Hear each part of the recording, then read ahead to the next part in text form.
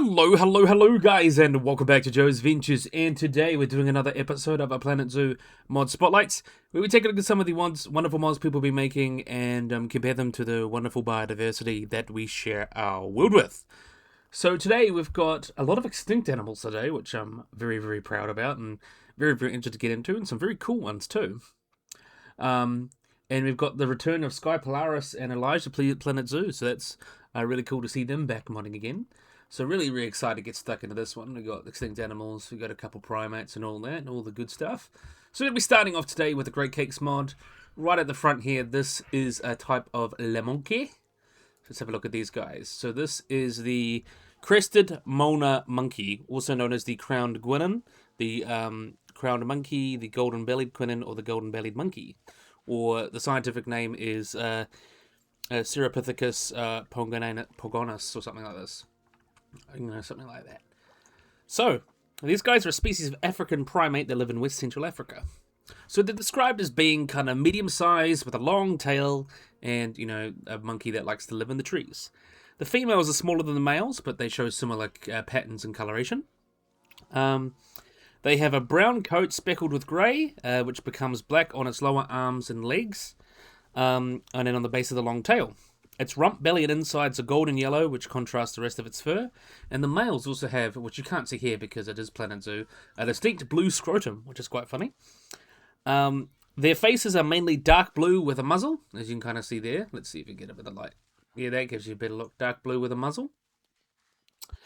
Around the face is fur marked with yellow fur with white-black stripe, which runs from beside the eyes over the temples, which gives it the small crest, which gives it its common name. So that's that's the crest there.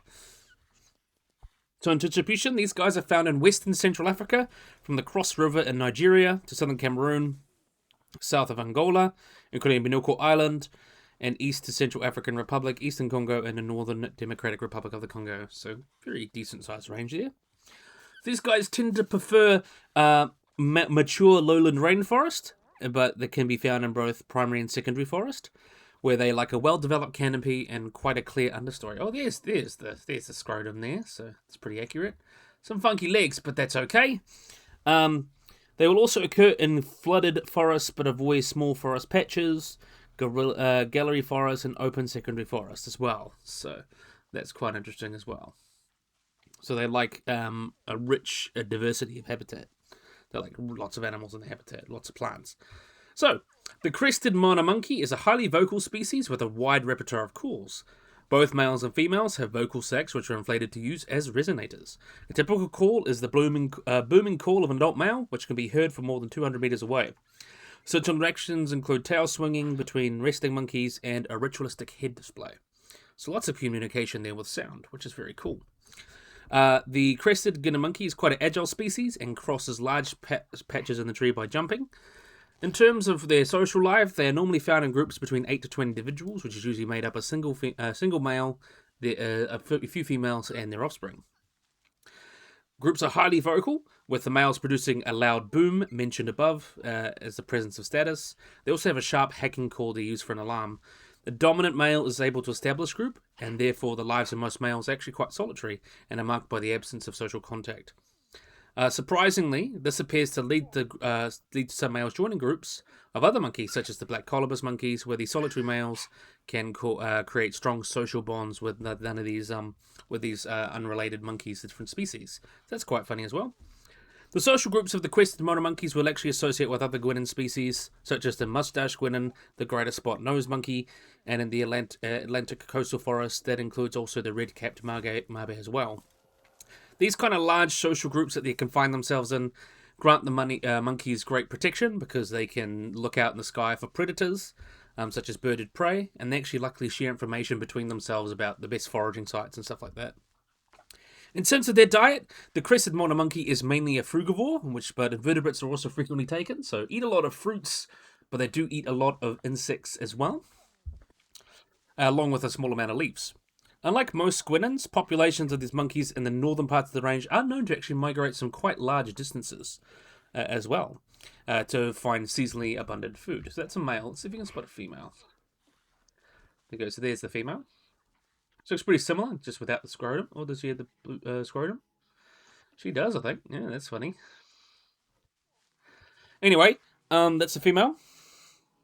Uh, the crested Mona monkey has a polygamous mating system where the dominant male in each group has excessive breeding rights to all the females.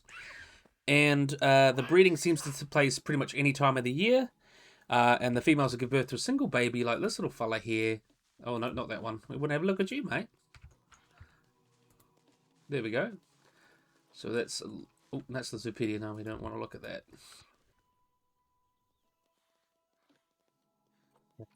This is a little baby monkey. And they give birth to a single baby after a gestation of about 5 months. So these monkeys are considered near threatened. So they are probably threatened by bushmeat and habitat destruction, like a lot of species in that area. And this species sits within the Mona subspecies, superspecies grouping in Cetopithecus. There does not seem to be consensus how many subspecies there are, with some are recognised as their own species or subspecies of this species, and because originally there were a lot of species that were considered a subspecies but have now been split.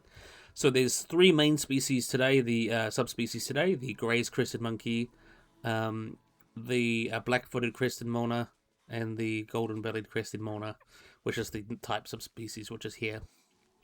But yeah, they're very much an animal in a lot of taxonomic flux. So yeah, very, very cool. Definitely very happy with how that one's come along. So next up, we've got the next one's done by Sky Polaris. Sky Polaris back at it again. Here is called the kolb. So here's a really cool species, another type of antelope. We get a lot of antelopes today. So the kolb. These guys are an antelope found in found across Central Africa and parts of West and Eastern Africa. They are closely related to animals such as reedbucks, waterbucks, lechwe, and puku, and it forms the Reducidae tribe. Found across the northern savannah, it is often seen in the Murchison Falls and Queen Elizabeth National Park in Uganda, and Garamba and Virunga National Parks, and also in the Democratic Republic of the Congo, as well as the grassy floodplains of South Sudan. So these guys are very similar looking to impala, but they're much more heavily built. Males are more robust than females and have these horns. So you can see, we'll have a look at the male here. Very impressive male. So males have a shoulder height of about 90 to 100 centimeters, or 35 to 39 inches, and an average weight of about 94 kilos. While females are a bit smaller, about 82 to 92 centimeters, and about 32 to 36 inches, and weigh about 63 kilos. So quite a bit smaller. The kolb pattern, as you can see, is pretty typically golden or reddish brown overall, with a throat patch, eye ring, as you can kind of see here, of white, and the inner ear being white, and the forelimbs being black at the front. So you can kind of see that there. You can't really, yeah, you can see a little bit there. There we go, black at the front. Males get darker as they get older. Though the white ear kolb, or KK leucostis, so the kolbus kolb was their full scientific name, is also found in the Sudan region, is strikingly different, and actually looks more similar to the Nile lechwe, which is quite interesting as well. And both sexes have inguinal glands that secrete a yellow waxy substance, as well as the preorbital glands. So I mentioned they are found in lots of different areas across like Central and Eastern Africa, and so quite a wide range from like Burkina Faso and Cameroon down into the center of Africa, Ethiopia, and down into Uganda, even Kenya and Morocco and Tanzania. They used to live there but are now considered extinct. So in terms of their ecology, these guys, as I mentioned, they like to live in open areas, patchy. They inhabit flat areas of open country, close to permanent water sources, with a consistent climate. They drink daily and requires fresh grazing. During the rains, kolb frequent short grasses and keep them short, and since they are dependent on water, they do not wander far from these areas.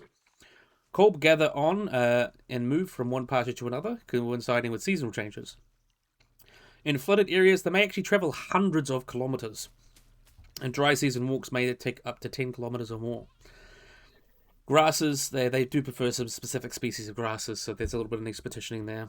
Social behavior. So female kolb actually can live in herds up to into the thousands, so very popular. They move more and are more social than the territorial males. So the females wander around and the boys, have territories. Females are at the front of the daily movements to water, and individuals learn where to go from their mothers. However, in large herd, the females take their signals from other females. Males also present in these migratory herds and follow the females, and all male herds may number in the hundreds and accompany females as they travel through the dry season. So that's kind of how it works there. So when we look at the boy, we'll have a look at the girl for a little bit too. Looks like she's having a little swim there. How nice. So the social and reproductive organisation of Kobe can vary quite a bit. When average or low population densities, males may actually establish conventional territories and do not travel much. Adult males try to establish their territory in the best habitat they can, and while they are inhabited by herds of females and they're young. Herds are fluid and change in size and structure, and individuals travel to find vegetation.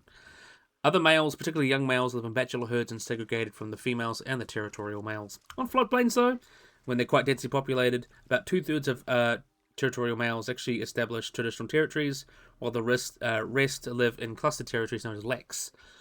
These clusters are sometimes smaller than a single territory, and they kind of congregate there with patches of sawgrass or bare ground, and then they have little no value to the male that resides in them.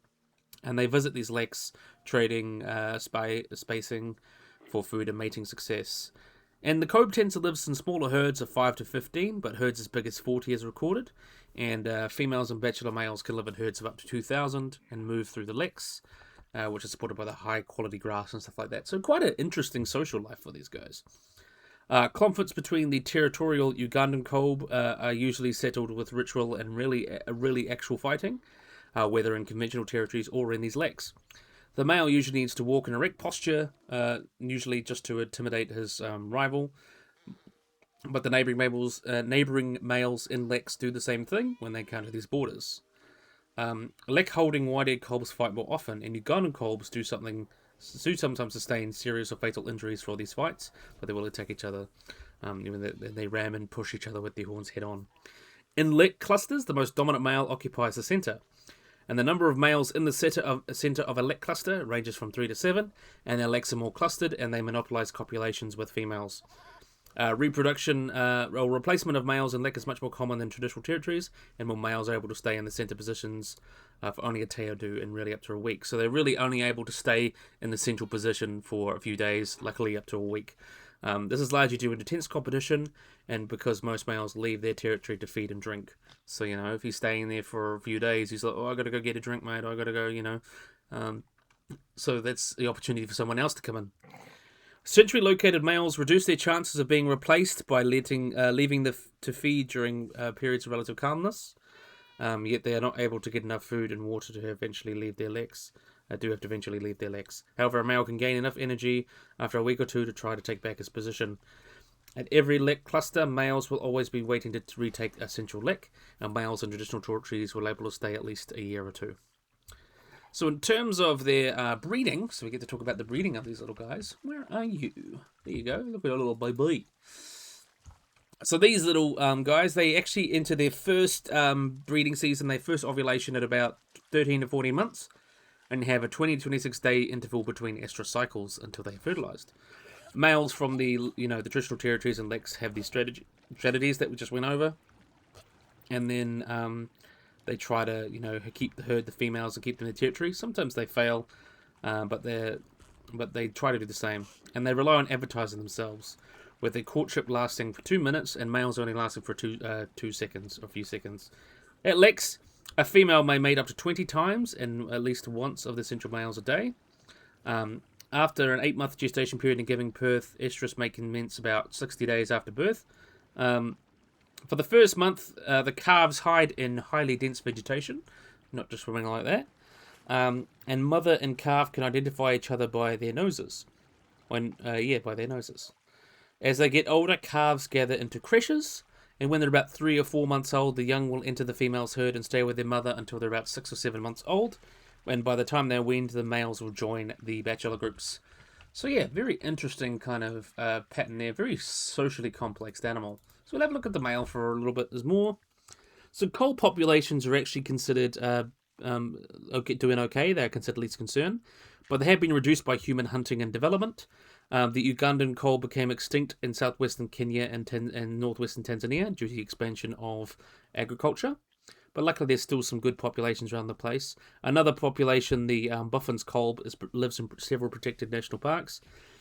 And once feared almost extinct during the Second Sudanese War, surveys in 2007 and later confirmed that there's several 100,000 white-eared kolbs that survived. Together with the Tiang and the Manola gazelles, they participate in one of the largest mammal migrations on Earth, numbering about 1.2 million individuals. And the white-eared kolb does live in national parks, protected national parks as well. So they're all doing relatively okay. So yeah, very happy to have the kolb.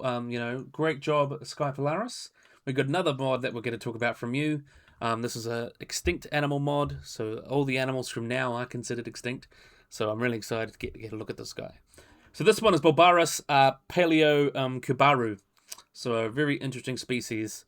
Also called like the ancient Javan water buffalo is its other name. So let's have a look at you, because you're so big and impressive. Look at that. Very, very cool. So this is Bulbarus Palorchestes. These guys are an extinct species of water buffalo that was endemic to Java, so only found in Java during the late Pleistocene. So this species can be distinguished by the more recent domestic water buffalo introduced to Java, because these guys were larger and had much longer horns. And these horns could be about 2.5 meters or 8.2 feet long from tip to tip. So not too different from other buffaloes and stuff like that. So we'll have a look at the quick Zoopedia and have a look at that. As you can see, that very impressive male. And see, the females look pretty much the same. You look quite pretty there, girl. I'm actually very impressed how they did the water buffalo. Very, very cool. So let's carry on and have a look at these guys. So the little baby. Let's see what information we can get.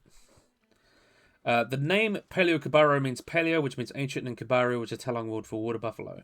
The enormous horns were used for defense, displayed defense against predators, and like the salty, against predators like the salty, and in specific combat. Fossil remains of this giant buffalo have been found alongside early human tools, suggesting possible hunting. It was one of the largest bovids to ever inhabit the islands of Southeast Asia during the Pleistocene, and like much water buffalo, it's only dependent on water sources and wallowing around in wetlands. That's kind of good information about there. Significant large, disappeared about the end of the last ice age. Makes sense. Sounds about right. And we have a look at the cute little baby. Look at that cute little baby. How can you not love that cute little baby? Let's see if we can find the other one there. He's following mum. This little guy. Very, very cute little baby. That's the thing. The Planet Zoo babies are absolutely amazing, and I can't wait to see more of them. Very, very cute. All right, let's carry on. Next one. This one's done by Eliza Planet Zoo. We've got another extinct horse, so this is Hipparion. So you're probably familiar with this one. Very, very cool. I'm actually really happy with how this one came out. So this is Hipparion. So Hipparion is an extinct genus of three-toed medium-sized horse, or equid, from the extinct tribe Hipparion, which lived between 10 to 5 million years ago.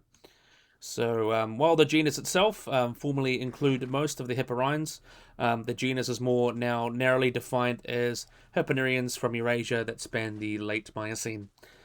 So these guys were actually a mixed feeder, living in both, ate mostly grass and lived in the savannas. They evolved from Common Hipparion, which went extinct due to environmental changes and like the cooling climates and decreasing atmospheric carbon levels. So yeah. The genus Hipparion was actually once used for basically just the formal calculation for lots and lots of different species between the Pliocene and the Miocene. Since then, there have been a lot of them split into different genera, and then a lot of them, are known as Hipparion. But the strict sense is now its official genus. Hipparion in situ, or the strict sense, is a genus of Old World Hipparions that come from Eurasia and then live in the late Miocene. The assessment of remains of elsewhere the genus, such as North America and Asia, are uncertain. So, Hipparion doesn't look too dissimilar from a modern horse now, does it? Doesn't look too different. But it was tridactyl, so you can see it's got 3 toes. So you can see you got the big main horse toe, and then you got these 2 here. These are the actually 3 different toes. They are tridactyl. It had 2 vestigial outer toes on each limb, as well as its central, hoof. In some species, though, the outer toes were functional. Hipparion itself was typically medium in size, at about 1.4 meters or 4.6 feet at the shoulder, and an estimated body mass was between 135 to 200 kilograms, but that still depends on the species. So the species we'll talk about today is, this one's just Hipparion. It doesn't even have a species name, I don't think. Yeah, because there's a lot that goes with it. That's all right, though. We'll still keep on talking about these guys. We'll have a look at you because you're prancing around here. Very, very cute. Hipparion had hypsilodont teeth, or high crown teeth, and its premolars and molars, and its crown height was about 60 millimeters, or just over 2 inches. It also had isolated protocones in the upper molars, meaning a cusp of the teeth was called a protocone and not connected to the tooth, called a protolith. They're also characterized by their facial fossa, or deep depressions on the skull, located high in the head in front of the orbit. So that would be up here on these guys. Very, very nice looking horsey. So Hipparion itself lived in the Old World savanna biome that consisted of woodlands and grasslands. It ate a mixed diet, but mostly grasses, and this diet is indicated by wear patterns on the microscopic wear patterns on the enamel of these guys' teeth, and they were examined using electron microscopes. Hipparion achieved sexual maturity and probably skeletal maturity as well at about 3 years old, and fossils have been found that estimate they could be up to 10 years old. The isotopic analysis indicate that the late Miocene Palorchestes site in Spain, these guys were likely prey for, saber-toothed cats like Prometicaron, Promeganterion, and Macarodus, also the bear dog Maricyon and Thermusociron, also the large mustelid Eomalivora, and possibly even early omnivorous relatives of the giant panda, and Arctos as well, that could have preyed upon them too. So in terms of its evolution and extinction, Hipparion likely evolved from Common Hipparion from about late Miocene, about 11 to 10 million years ago. The species Ocelate came from Eurasia to Africa from North America. And the last common ancestor with the modern horse and Hipparion was Megachippus. In the Old World, though, they experienced population decline and extinction towards the north-south gradient, along with other Miocene animals. This tended to be due to changes due to global cooling and decreasing carbon dioxide levels in the atmosphere. So that makes sense. And there is a hell of a lot of species. There is a hell of a lot. So I'm not going to go into all of them. But yeah, very, very cool. I really like this one. I like this how this one came out. All right, we're going to keep on keeping on. So next animal here. This one's also done by Sky Polaris. We have got the Asian giant cheetah. So let's have a look at these guys here. So let's have a look. So this is a cheetah, but a giant one. There's no cheating here, mate. Look at this one. Beautiful. So this is called Asionix Pleistocanaris. So this is an extinct genus belonging to the genus Asionix, which is, includes the modern cheetah. And it was native to Eurasia from the early to middle Pleistocene and lived from about 1.3 to 0.6 or 600,000 years ago. And it was actually larger than Asionix pandarensis. This guy was originally described as its own genus, Silaris Pleistocanaris. Several studies have since actually considered it a member or a subspecies of Asionix pratensis. However, in 2024, they suggested the cranial and dental anatomy was more distinguishing features and actually resembled modern cheetahs rather than based on these new specimens. So they actually decided to make these guys their own species. So in terms of its evolution, they may have evolved from A. pandarensis in Eurasia during the early Pleistocene, and during the middle Pleistocene it was replaced by Asionix intermedius, and in spite of its similarity to the intermedius and the modern cheetah, it was probably not a direct ancestor to either species. So in terms of how it looked, it was the largest known species within its genus. So estimates of males and females were weighing about 130 kilograms or 290 pounds for a male, and 110 kilograms or 240 pounds for a female is reasonable. And there actually was potentially even larger members of the species potentially described, with males and females being between 188 kilograms, or 414 pounds, and 178 kilograms, or 392 pounds. So they could have got quite large, like comparable in size to like lions.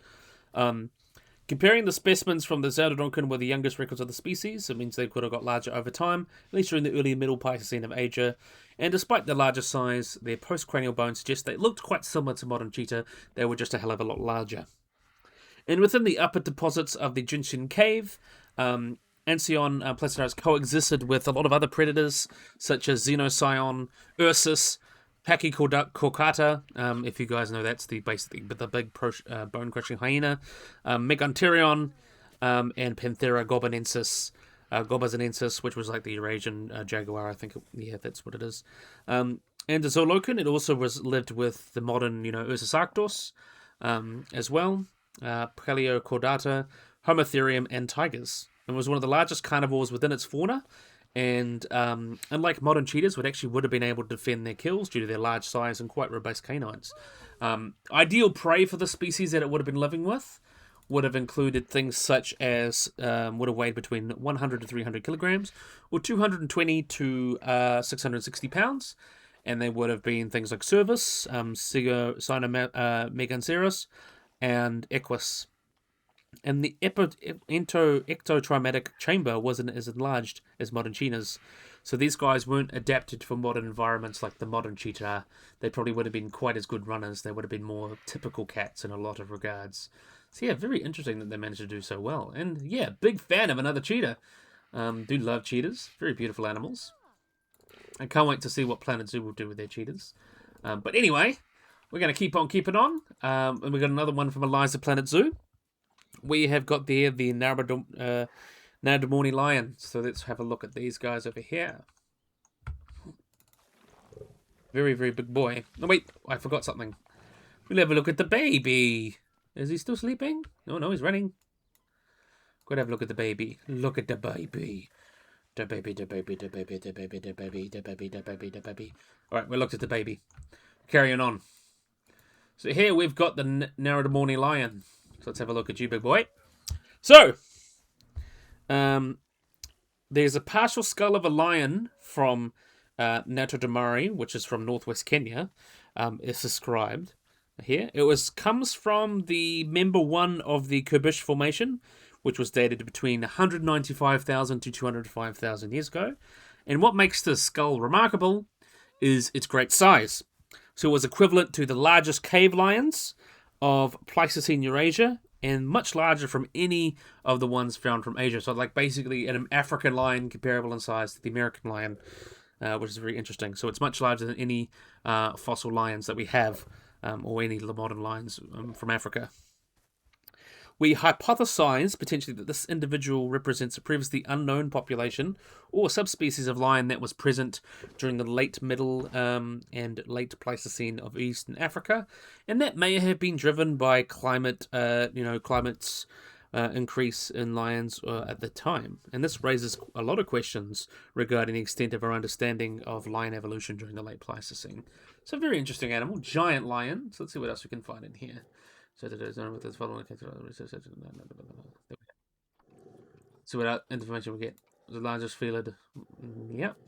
Very similar to contemporary lions who like land belong to the same species. It's not within the Natodomeri lion was the same sort of describe only one partial skeleton. Yeah, that kind of covers it all. Yeah, very, very cool. So there's the male. It's actually so nice to see him compared to the Planet Zoo 2 lion. I mean, lion. It was beautiful. And you can see the female having a good sleep there. And, of course, we'll have a look at the other female sitting up, because she's sitting up properly. She looks quite pretty. And then we've got the baby. Look at the baby. The baby. Look at these little guys. Actually incredible. Big fan of you. Alright. So that's our last one from Eliza Planet Zoo. Our last animal today is a Great Cakes mod. This one is actually something I've been wanting to see for a while. So very, very interested to get this animal. This is Palorchestes, we believe I say that. So let's have a look at these guys.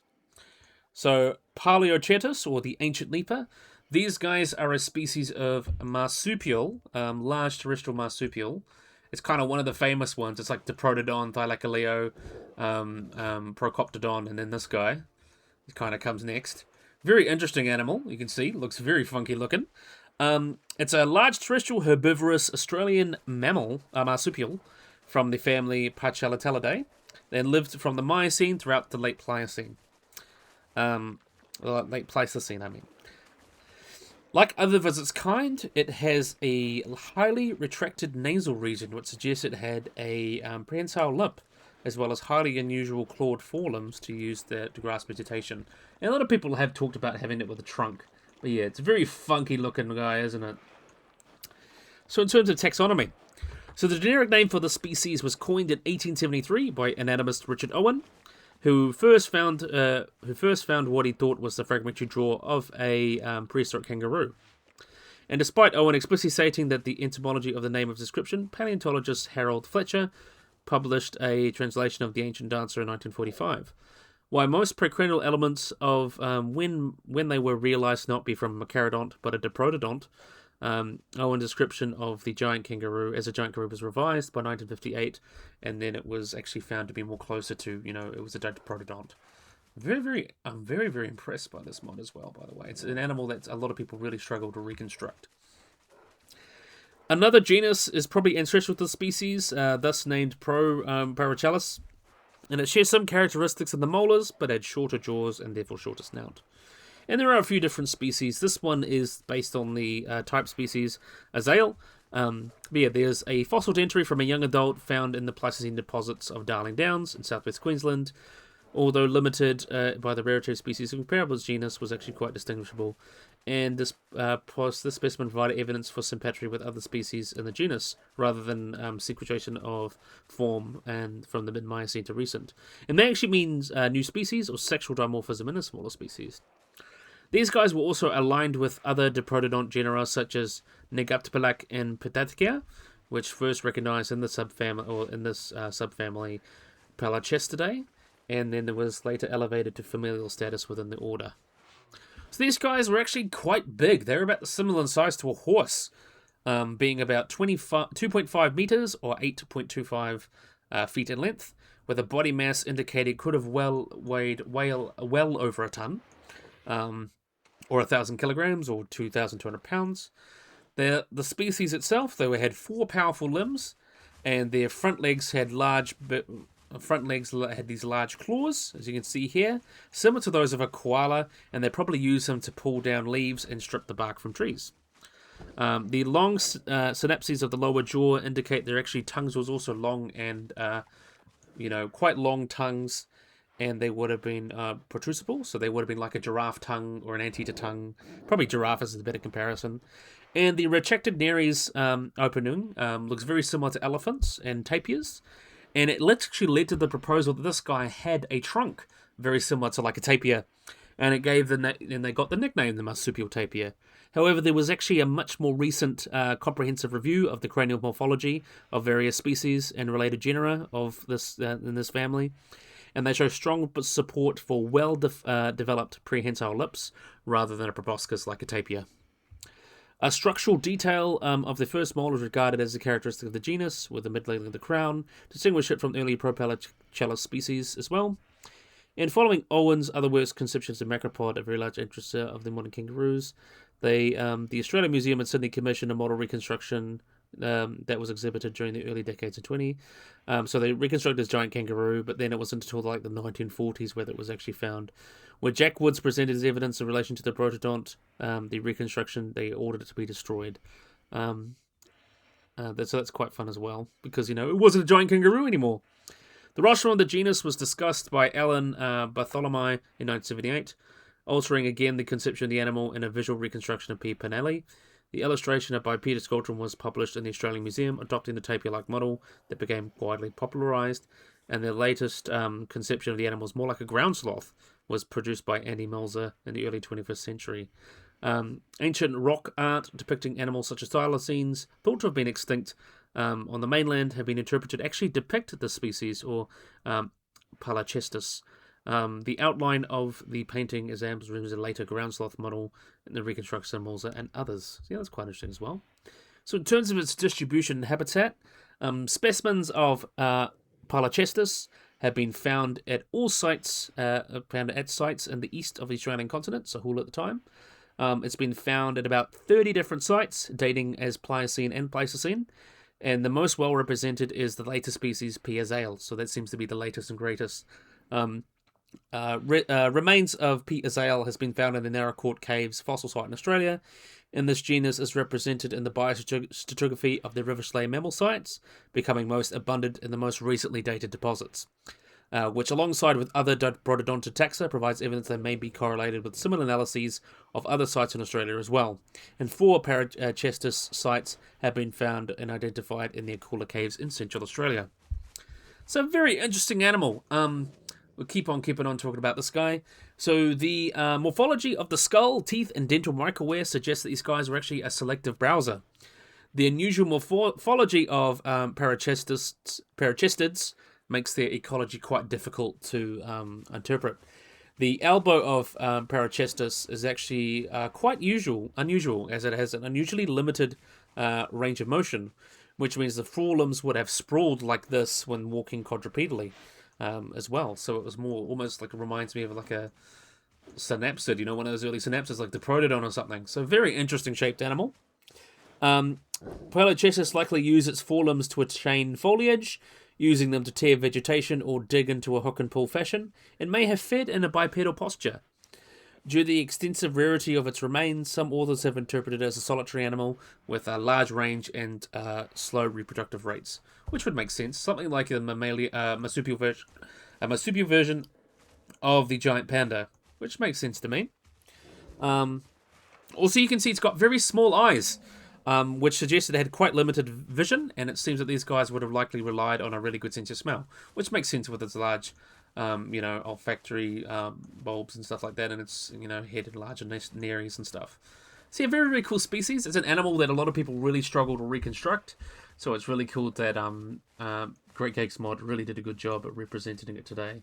And then we've got the cute little baby over there. Let's see, it's following mum by the looks of it. Where have you gone? There you go. Yeah, very, very cute. Definitely a big fan of this guy. So yeah, I think this is a great place to end the video. So I'm just going to finish up here. A lot of really cool mods today. So I'm going to thank everyone. Thank you, Great Cakes Mods, for your Mona Monkey and your Palorchestes. Thank you, Sky Polaris, for the Kobe and the bulbous Perigabayu and the Asian Giant Cheetah. And thank you, Liza Planet Zoo, for the Natodomeri lion and the Hipparion. So yeah, I really, really, really hope you guys have enjoyed this video. If you guys like and subscribe, always remember to hit the little bell icon to get notified of anything. So yeah, if you guys enjoyed this video, hope you guys like and subscribe, and bye-bye.